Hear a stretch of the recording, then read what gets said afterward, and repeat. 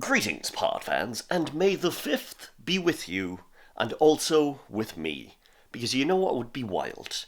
If I did just one more video? Just one more. This time I want to talk about just being scared of starting things, but doing it, and then it just turning out great. So let's have a little bit of a chat about that. So first of all, making videos. Making videos was the thing that I really wanted to do back in like 2010, and I was super excited about it, but I was very shy.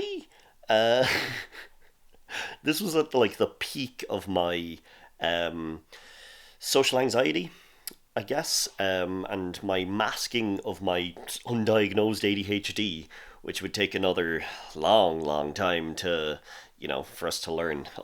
Just about, 10 years, over 10 years later, I would be like, oh, that's what that is.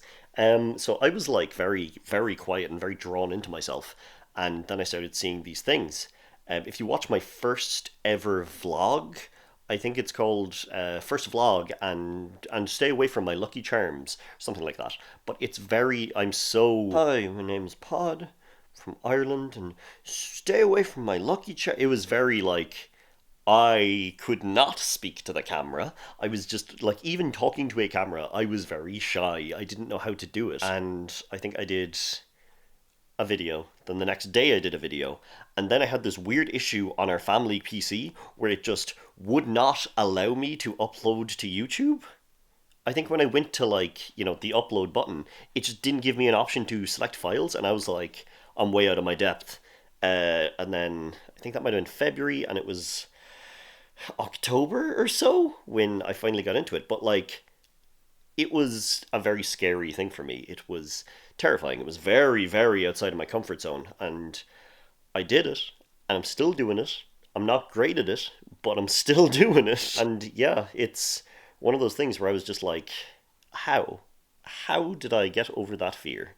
But I've done that a lot in my life, and it's interesting. Like, lifting weights was one, because I've mentioned the fact that, I was all about cardio, and I wanted to, not lift weights because they were scary, because I have this Ehlers-Danlos syndrome thing where I have stretchy skin. It goes, not as much as other people, but there was one time that when I was trying to go to the gym with friends, and I was doing flies, so lying down, the dumbbells, and you're going like that, and my shoulder did this weird kind of like bloop bloop thing. I'm not going to explain it more, just in case people don't like that. And I was like, I can't lift weights. I can't lift weights. My body isn't built for it. My joints just kind of can't handle the strain, and I'll dislocate things. So it took a very long time, and then I was kind of forced into it.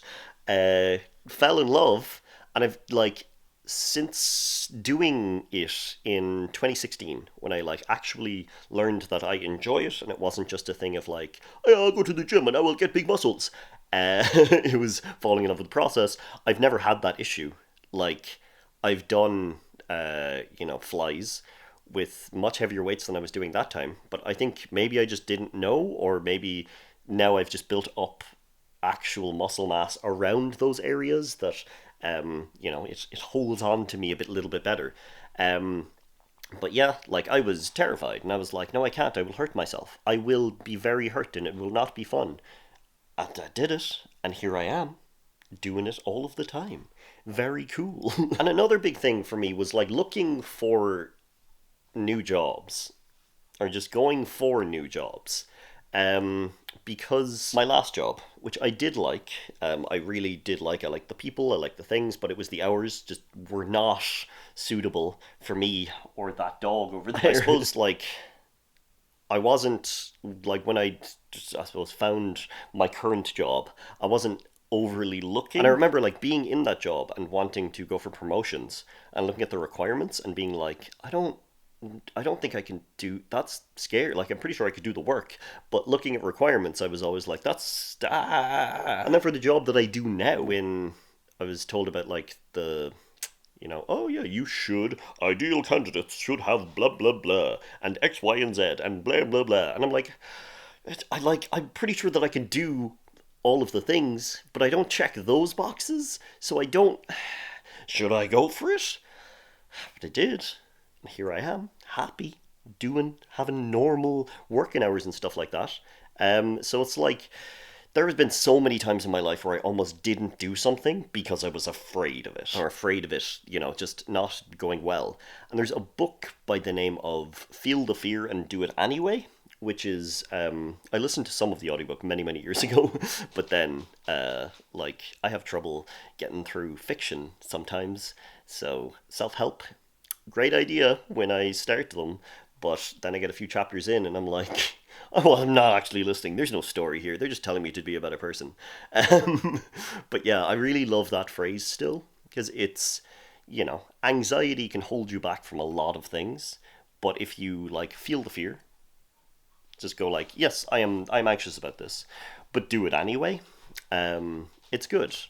Obviously, that isn't a golden rule of anything you're afraid of, do it. Sometimes fear is good. Sometimes fear is keeping you away from bad things. But yeah, it's lots of things in my life, especially, where I've almost not done something because I've been a little bit spooked. But yeah, I think that's all for today. That's all I seem to have to talk about. Whenever I get a chance to do another one, I'll make it, and I'll talk to you then. Slán.